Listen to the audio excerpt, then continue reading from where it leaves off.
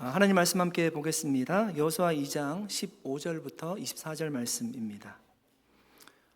여호수아 2장 15절부터 24절입니다.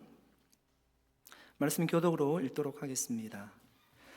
라합이 그들을 창문에서 줄로 달아내리니 그의 집이 성벽 위에 있으므로 그가 성벽 위에 거주하였습니다.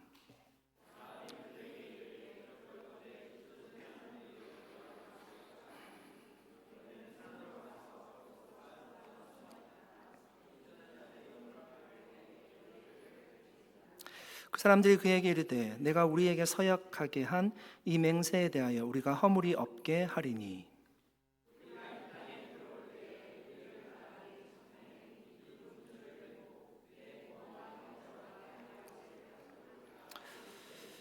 누구든지 내 집 문을 나가서 거리로 가면 그의 피가 그의 머리로 돌아갈 것이요 우리는 허물이 없으리라. 그러나 누구든지 너와 함께 집에 있는 자에게 손을 대며 그의 피는 우리의 머리로 돌아오려니와.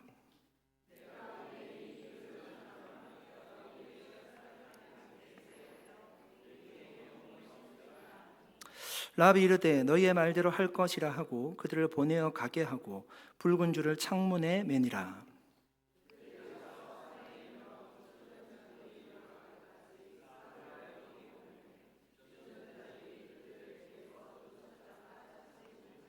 (23절) (24절) 같이 읽겠습니다.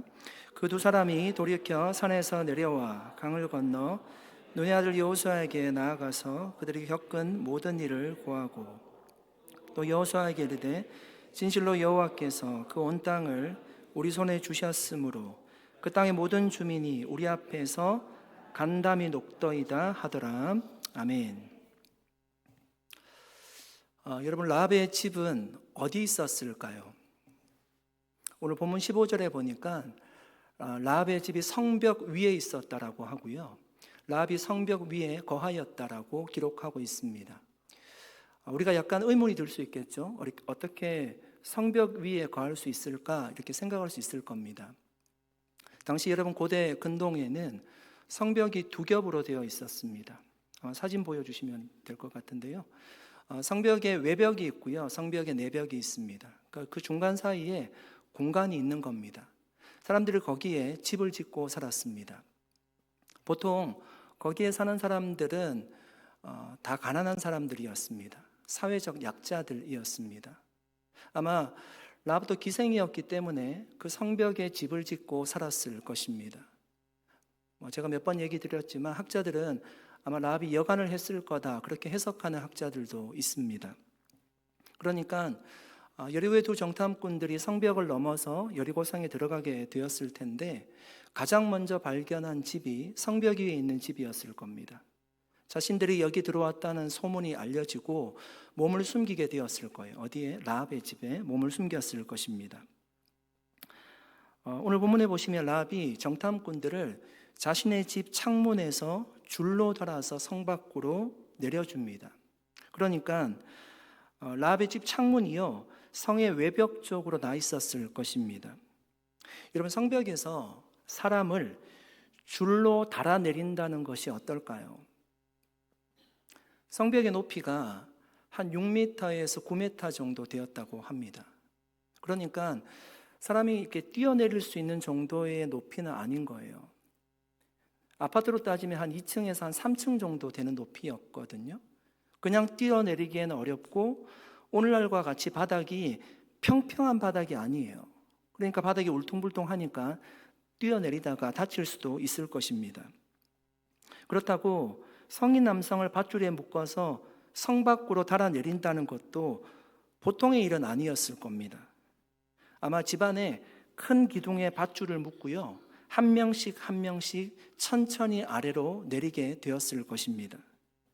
여러분, 라합은 지금 왜 이렇게 힘들고 위험한 일을 하고 있을까요? 여러분, 아직 아무 일도 일어나지 않았어요. 여리고 성이 무너질 초짐이 전혀 보이지 않아요. 이스라엘이 몰려오는 것도 아닙니다. 그러니까 눈에 보이는 변화는 하나도 없어요. 그런데 라합은 이미 선택했습니다. 너희의 하나님 여호와는 위로는 하늘에서도 아래는 땅에서도 하나님이시니라. 여러분, 이 고백이 라합의 믿음이었어요. 예전 성경은 상천하지의 하나님이다, 이렇게 기록을 하고 있습니다. 사랑하는 여러분, 이것이 믿음이에요. 믿음은요, 상황을 보고 결정하는 것이 아니라 하나님을 보고 방향을 정하는 거예요. 다니엘 3장을 보시면 우리가 잘 아는 사건이 나옵니다. 다니엘의 세 친구가 나오죠. 사드락, 메삭, 아벳느고. 그 이야기를 모르는 사람 아무도 없을 것입니다. 나팔이 울리면 금신상에게 절하라고 했습니다. 절해야 돼요. 절하지 않으면 죽게 됩니다. 상황을 보면 절해야지만 살 수 있습니다. 그런데 그들은요, 절하지 않았어요. 하나님이 지켜주실 것을 믿었기 때문입니다. 아니, 정확하게 얘기하면 그리 아니하실지라도 우리가 금신상에게 절하지 않겠다라고 다짐했습니다. 여러분, 어떻게 그럴 수 있습니까? 상황을 바라보지 않고요, 하나님을 바라봤다는 거예요. 에스더가 왕의 허락 없이 왕 앞에 나아갔습니다. 민족을 살려달라고 나갔어요. 여러분 아시다시피 왕의 허락 없이 왕비라도 나아가지 못하던 때였어요. 페르시아는요. 그런데 그가 나갔죠. 어떻게 여러분 그럴 수 있습니까? 다니엘은 어느 신들에게라도 절을 하면, 기도를 하면 사자굴에 던져질 것을 알았습니다. 그런데도 예루살렘 쪽에 난 창문을 열어두고요, 평소에 하는 대로 기도했습니다. 어떻게 그가 두려워하지 않을 수 있었을까요? 스데반은 돌에 맞아 죽으면서까지도 어떻게 자신을 핍박하는 사람들을 위해서 기도하는 삶을 살았을까요? 끝까지 복음을 전했을까요? 모두요, 같은 원리예요. 상황을 바라본 것이 아니라 하나님을 바라보고요, 믿음의 결정을 한 것입니다. 사랑하는 여러분, 이것이 진짜 믿음이에요. 잘 되면 믿겠습니다가 아니라, 상황이 좋아지면 믿겠습니다가 아니라, 하나님이 약속하셨으니까 믿겠습니다. 하나님이 말씀하셨으니까 믿겠습니다. 그렇게 믿는 것이요, 진짜 믿음이에요. 저와 여러분은 어떻습니까? 상황을 보고 여러분 결정할 때가 얼마나 많이 있습니까? 형편이 좋아지면, 문제가 해결되면, 이 고비를 넘기면, 길이 보이면 그때 믿으려고 합니다. 그때 행하려고 합니다. 그러나 여러분, 성경은 반대로 이야기를 하고 있어요. 먼저 하나님을 바라보고요, 믿음의 결정을 하라는 거예요. 그러면 길이 열릴 것이라고 합니다. 어두운 밤에 길을 걸어갈 때 우리가 손전등을 들잖아요. 그런데 이런 손전등을 들어보면 손전등이 모든 것을 다 비치지 않아요. 우리가 걸어가는 한 세너 걸음 앞에만 비춰줍니다. 그때 여러분 어떻게 하십니까? 세네 걸음 앞에만 비춘다고 해서 우리가 두려워해서 발을 떼지 못하면요, 한 걸음도 내디지 못해요. 세네 걸음밖에 비춰주지 않지만 내가 한 걸음을 떼게 되면요, 다시금 세네 걸음이 생기는 거예요. 믿음의 길을 그래서 생기는 거예요. 여러분, 믿음이 그렇습니다. 모든 길이 다 보이기 때문에 우리가 가는 것이 아니라 하나님을 믿기 때문에 가는 거예요. 사랑하는 여러분, 저와 여러분은 지금 어디에 서 있습니까? 우리도 라합과 여리고 성민들처럼요, 경계에 서 있을 수 있어요. 라합의 경계는요, 그 경계에 서 있을 때 그는 결정을 하죠. 하나님을 인정하고 내가 믿음으로 살 것이라고 라합은 결정했습니다. 여리고 성민들은 세상 방식으로 살 것이라고 그 경계를 결정했어요. 저는 오늘 우리가 이렇게 기도했으면 좋겠습니다.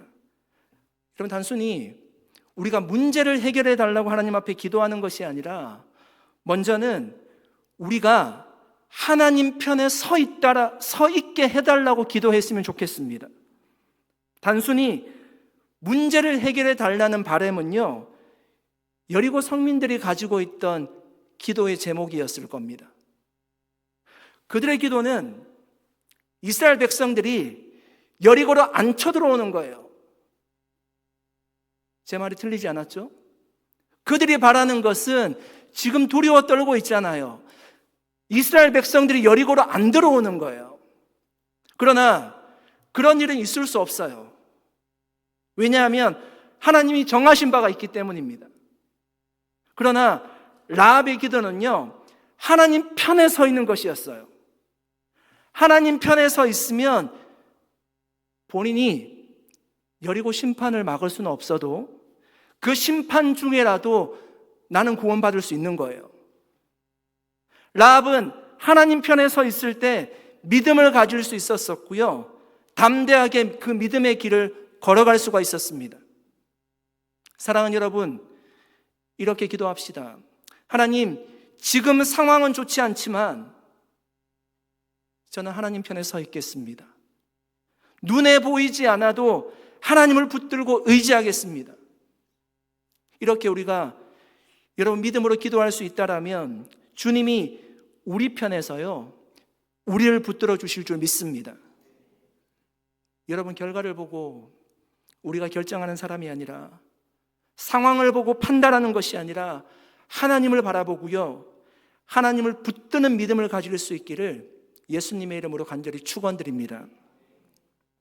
18절 말씀 읽어보겠습니다. 같이 한번 읽어보겠습니다. 우리가 이 땅에 들어올 때에 우리를 달아내린 창문에 이 붉은 줄을 메고 내 부모와 형제와 내 아버지의 가족을 다 내 집에 모으라. 여러분, 두 명의 정탐꾼들이 라합이 베푼 호의를 기억하고 그 가정을 구원해 줄 것을 약속했습니다. 그 징표로 무엇을 하라고 했습니까?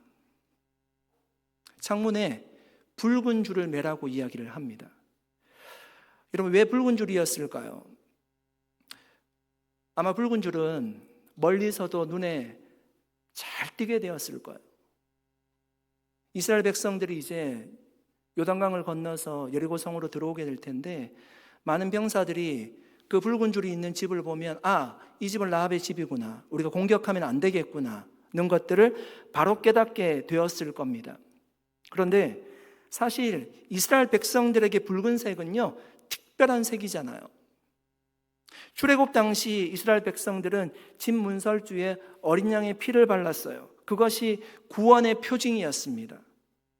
죽음의 사자가 그 붉은색 피를 본 집은요, 심판을 하지 않고 그냥 지나갔어요. 그 집에 있는 모든 사람들은 다 구원을 받았습니다. 그리고 예수님이 오신 이후의 붉은색은 우리가 알다시피 예수님이 십자가 위에서 우리를 위해 흘려주신 보혈의 피의 색깔이에요. 그 붉은색 보혈로 말미암아 우리가 구원을 받았습니다. 그 피를 믿는 자는 구원을 받았어요. 그러니까 지금 라합에게 주어진 약속의 붉은 줄은 무엇을 상징하는 것이었습니까? 하나님의 심판을 넘어가게 하는 사인이에요. 구원을 보장하는 약속의 표시입니다.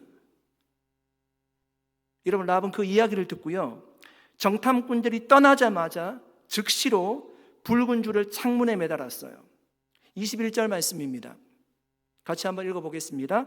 라합이 이르되 너희의 말대로 할 것이라 하고 그들을 보내어 가게 하고 붉은 줄을 창문에 매니라. 여러분, 중요한 것은 무엇입니까? 라합이 그 약속을 듣고요, 이해하고 끝난 것이 아니라, 잊은 것이 아니라 그대로 했다는 거예요.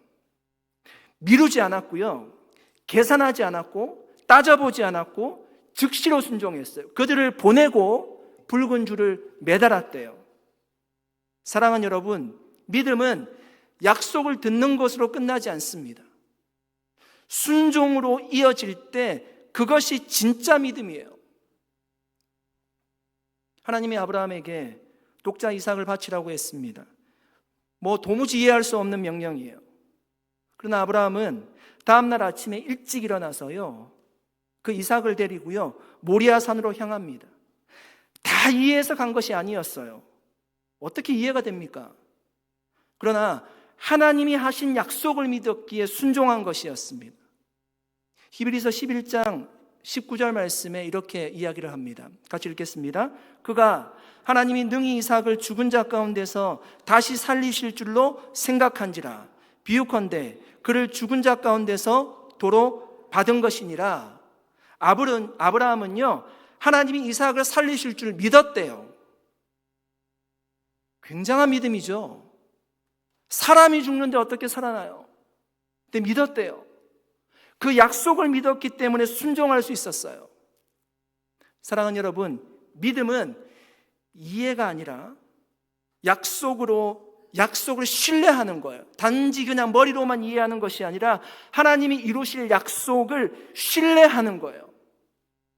여러분 생각해 보면 우리가 이해에서 끝나는 신앙이 얼마나 많습니까? 이해를 넘어서요, 그 약속을 신뢰할 때 우리가 순종으로 이어질 수 있어요. 그렇지 않으면 머리로 이해가 되더라도 순종으로 연결하기가 어려워요. 우리도 여러분 하나님의 약속을 사실 많이 알고 있습니다. 한 가지만 여러분 살펴볼까요?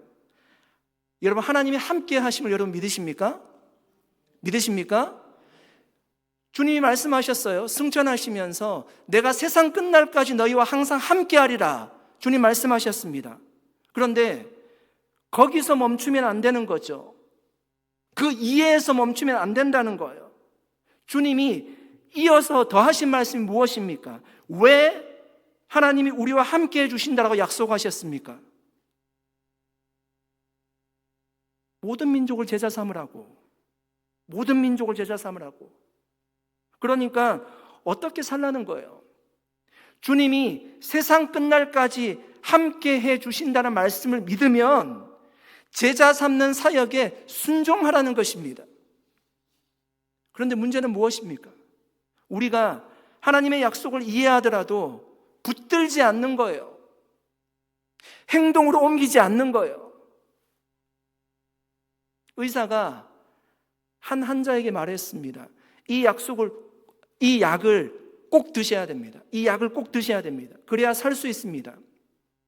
그래서 그 사람이 그 약을 받아들고요, 약 복용 설명서를 자세히 읽고 성분을 분석하고 효과를 다 이해했습니다. 그런데 그 약을 먹지 않아요. 그러면 어떻게 되겠습니까? 약 효과가 나타나지 않겠죠. 아는 것이 아무 소용이 없어요. 여러분, 믿음도 비슷하다고 생각합니다. 말씀을 아는 것만으로는 부족하다는 거예요. 설교를 듣는 것만으로는 부족하다는 거예요. 그 말씀을 붙들고 살아가야 된다는 거예요. 그것이 순종이에요.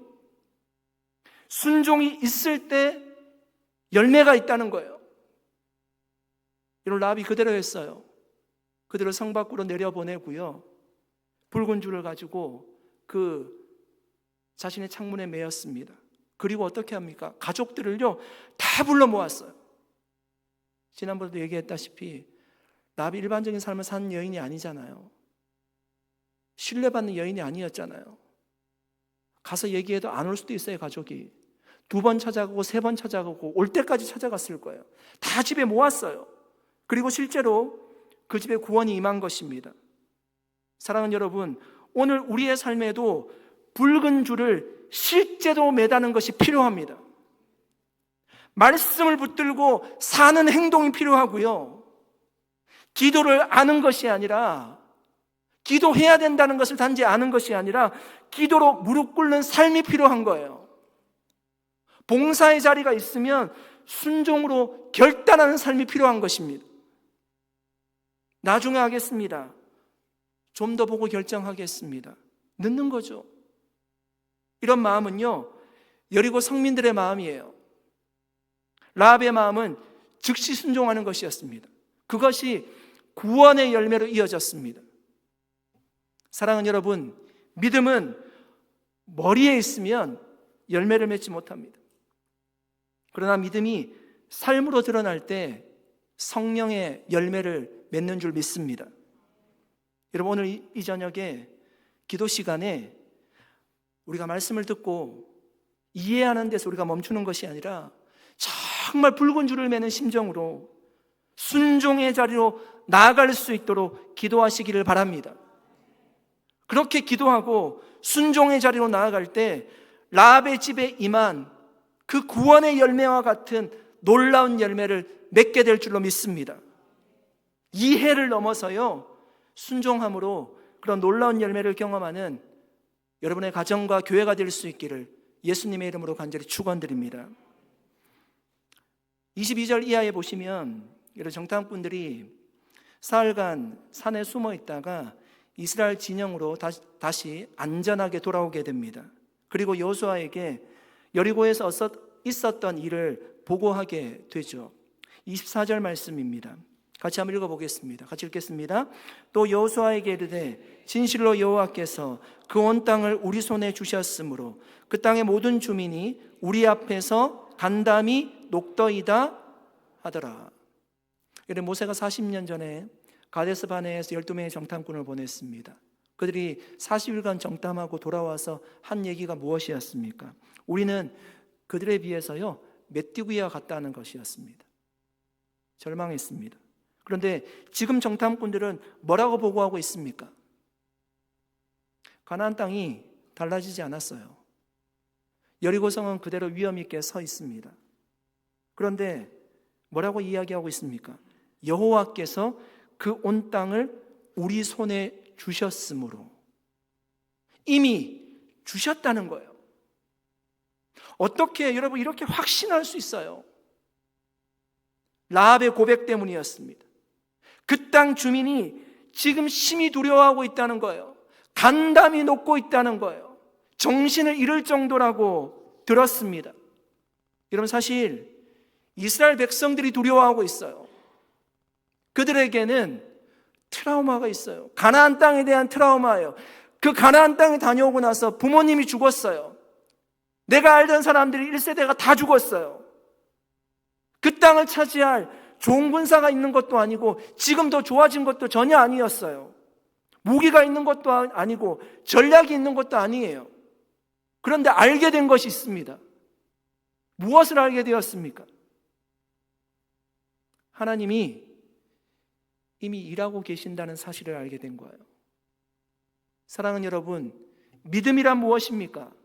믿음은 하나님의 일하심을요 먼저 보는 눈이 믿음이에요.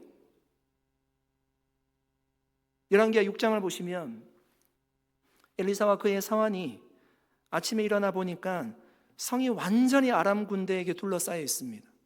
도망갈 길이 없어요. 숨을 곳도 없습니다. 그때 사환이 떨면서 얘기하는 거예요. 내 주여 우리가 어찌하리이까? 내 주여 우리가 어찌하리이까? 여러분 이 반응이 우리의 모습이 아닙니까? 우리는 상황을 보면서요 무너지는 거예요. 내 주여 우리가 어찌하리이까? 그런데 엘리사는 상황과 전혀 다른 반응을 보입니다. 두려워하지 말라. 우리와 함께한 자가 그들과 함께한 자보다 많으니라. 우리와 함께한 자가 그들과 함께한 자보다 많으니라. 그리고 기도합니다. 주여 그의 눈을 열어 보게 하옵소서. 여러분 그 순간 사환의 눈이 열려서 보게 되는 거예요. 불말과 불경거가 가득한 겁니다. 하나님의 군대가 그들을 둘러싸고 있는 것을 사환이 보게 됩니다. 여러분 사실 상황은 하나도 변하지 않았잖아요. 적군이 여전히 그 자리에 있어요. 그런데 무엇이 달라졌습니까? 그들을 보는 눈이 달라진 거예요. 이전에는 엄청난 아람 군대만 보였어요. 그래서 두려움만 쌓여갔습니다. 그러나 눈이 열리자 하나님이 이미 불말과 불병거로 적들을 둘러싸고 있는 것이 보이는 거예요. 하나님이 싸우고 계신 것이 보이는 거예요. 결국 어떻게 되었습니까? 하나님이 아람 군대의 눈을 멀게 하셔서요 어둡게 하셔서 그곳에서 그냥 물러가게 하십니다. 사랑하는 여러분, 문제는 상황이 아니라 우리가 무엇을 보고 있느냐 하는 것입니다. 믿음은 상황이 바뀌는 것이 아니라 보는 눈이 열리는 거예요. 그래서 우리는 여러분 현실적인 기도를 드려야 돼요. 하나님, 지금 내 상황을 바꿔주세요. 그렇게 기도하기 전에요, 우리가 기도해야 되는 제목이 있어요. 하나님, 제 눈을 열어주십시오. 제 눈을 열어주셔서 하나님의 일하심을 먼저 보게 해주시옵소서. 먼저 우리가 그렇게 기도할 수 있어야 됩니다. 그러면 보이게 될 거예요. 보이게 되면 담대함을 가지게 될 겁니다. 하나님이 이미 일하고 계신 것을 보게 되면 우리 가운데 두려움은 사라질 거예요. 그리고 믿음으로 이 길을 걸어갈 수 있을 것입니다. 농부가 씨를 뿌립니다. 씨를 뿌리고 나서 다음날 그 밭을 가보면 변함이 전혀 없어요. 이틀, 3일, 4일, 5일 가도 변함이 없습니다. 그렇다고 해서 정말 그 밭에 아무 일도 일어나지 않다라고 이야기할 수 있습니까? 아닙니다. 땅 속에서는 이미 생명이 자라고 있는 거예요. 이런 믿음이 무엇입니까? 눈에 보이지 않아도 하나님이 일하고 계심을 믿는 것입니다. 우리 가정을 위해서, 산호세 온누리교회를 위해서 하나님이 일하고 계심을 믿습니다. 믿는 거예요. 여러분, 아주 중요한 월드컵 축구 경기를 생중계로 볼 때 우리 손에 땀을 쥐게 합니다. 우리가 선수가 아닌데도 불구하고요, 가슴이 떠요. 떨리기도 합니다. 상대팀이 우리 골문 앞까지, 페널티 박스 앞까지 드리블해서 오게 되면요, 불안하기도 하고 골을 먹을까 봐 아슬아슬한 상황마다 우리가 아쉬운 마음에 소리를 지르기도 하죠. 그런데 만약 여러분 그 경기가 우리 팀이 3대 0으로 이긴 경기라는 것을 알고 우리가 재방송을 본다라고 생각해 보십시오. 상대가 아무리 위협적으로 우리 골문 앞으로 다가와도 우리가 걱정하지 않아요. 우리는 웃으면서 그 경기를 보게 될 겁니다. 왜냐하면 이미 이겼다는 결론을 알기 때문이에요. 오늘 본문의 2명의 정탐꾼이 얻은 확신이 바로 그것이에요. 여리고 성벽은 여전히 높고 적들은 강해 보이지만 라합의 고백을 통해서 이 전쟁의 승패를 미리 확신한 거예요. 하나님이 이미 우리 손에 주셨다는 결론을 본 것입니다. 사랑하는 여러분, 저는 우리의 삶도 마찬가지라고 믿습니다. 예수님이 이미 십자가 부활로 승리하셨습니다. 더 이상 죽음의 권세가 우리를 사로잡지 못해요. 아멘. 우리가 하나님의 자녀가 되었어요. 그러므로 말하자면 우리는 때로는 우리에게 어려운 고난이 있고 어려움이 있더라도 그것은 결과를 알 수 없는 생중계가 아니라 결국 승리로 기결된다는 재방송이라는 것을 우리가 확신해야 되는 거예요. 이긴다. 이미 이겼다. 주님이 승리하셨습니다. 그러므로 우리도 두 정탐꾼과 같이 하나님의 미리 일하심을 확신한다면 어떠한 고난과 어려움에도 굴하지 않고 더 담대하게 믿음으로 이 길을 걸어갈 수 있는 줄로 믿습니다. 여러분, 금요일은 우리가 기도하기 위해서 모이지 않았습니까? 기도가 무엇입니까? 기도는 하나님 앞에 우리가 답을 요구하는 단지 그런 시간이 아닙니다. 기도는요, 하나님을 붙드는 시간이에요. 때로는 보이지 않아도 내가 하나님을 붙드는 시간이 기도의 시간이에요. 하나님께서 지금도 일하신다는 사실을 확신하고 우리 마음 가운데 있는 두려움을 내어줬고요, 주님을 붙드는 시간이 기도의 시간이에요. 그렇게 주님을 붙들고 하나님의 일하심을 확신할 때 결국은 하나님의 구원을 경험하게 될 것입니다. 여리고를 정복할 것이고 문제는 해결될 것입니다. 오늘 이 밤에 아직 우리에게 주어지지 않은 것 때문에 여러분 흔들리는 것이 아니라 하나님이 이미 일하고 계신다는 것을 우리가 확신하고 바라보면서 응답을 확신하면서 기도할 수 있기를 바랍니다. 그래서 하나님의 놀라운 구원의 역사를 꼭 경험할 수 있기를 예수님의 이름으로 간절히 축원드립니다. 이제 말씀을 정리하겠습니다. 어떤 아이가 아버지와 함께 깊은 계곡 위에 놓인 다리를 건너고 있었습니다. 그런데 다리가 매우 흔들리기 시작하는 거예요. 밑을 보니까 계곡이 너무 깊어서 두려움이 밀려오는 것입니다. 그때 아버지가 말합니다. 아빠 손잡아. 그런데 아이가 이렇게 말합니다. 아빠, 제가 아빠 손 잡을게요. 그러자 아버지가 다시 말합니다. 아니야, 내가 내 손을 잡을게. 여러분, 차이가 무엇일까요? 아이가 아버지의 손을 잡으면 놓칠 수 있습니다. 그러나 아버지가 아이의 손을 잡으면요, 더 세게 잡을 수 있어요. 그 손 절대 놓치지 않을 겁니다. 자기가 죽더라도 그 손은 놓지 않을 겁니다. 사랑하는 여러분, 믿음은 내가 하나님을 붙드는 것이 아니라 사실은 하나님이 나를 붙들고 계신다는 것을 아는 거예요. 라합이 그 구원의 징표로 줄을 묶었지만 실제로 여러분 그 가정을 살리신 분은 누구입니까? 그 줄을 묶었다고 사는 거예요? 하나님이 그 가정을 살려주셨잖아요. 하나님이 그 가정을 붙들어 주셨습니다. 사랑하는 여러분, 상황을 보고 실망하고 보이는 것만 보고 좌절하지 마시기 바랍니다. 하나님이 이미 일하고 계십니다. 구원의 길이 마련되어 있습니다. 하나님이 저와 여러분 한 사람 한 사람을 붙들고 계시는 줄로 믿습니다. 하나님이 반드시 길을 여시고 구원의 은혜를 주실 줄로 믿습니다. 우리 그 믿음으로 함께 기도하도록 하겠습니다. 잠깐 기도하겠습니다. 살아계신 하나님, 감사드립니다. 오늘 이 밤에 주님께 간절히 기도하기를 원합니다. 하나님, 여리고성은 전혀 달라지지 않았습니다. 40년 전에 본 여리고성과 지금 여리고성이 달라지지 않았습니다. 그러나 하나님이 일하심을 확신한 사람들에게는 그것이 두렵지가 않았습니다. 하나님, 우리가 상황을 보고 주저앉지 않도록 주님 도와주시고 하나님의 일하심을 먼저 보고 우리가 나아갈 수 있도록 도와주시옵소서.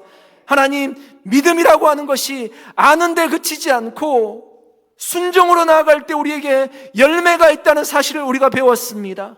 하나님, 우리가 경계선에 서 있을 때 여리고 성민들처럼 우리가 세상적인 방식으로 결정하는 것이 아니라 라합과 같이 하나님 편에 서는 믿음을 허락하여 주시옵소서. 그리하여서 오늘도 그 믿음으로 기도하게 하여 주시고 하나님의 일하심을 보고 기도하게 하여 주셔서 우리 가정과 우리 교회를 붙드시는 하나님 때문에 승리하는 인생을 살아가는 우리 모두가 되게 하여 주시옵소서.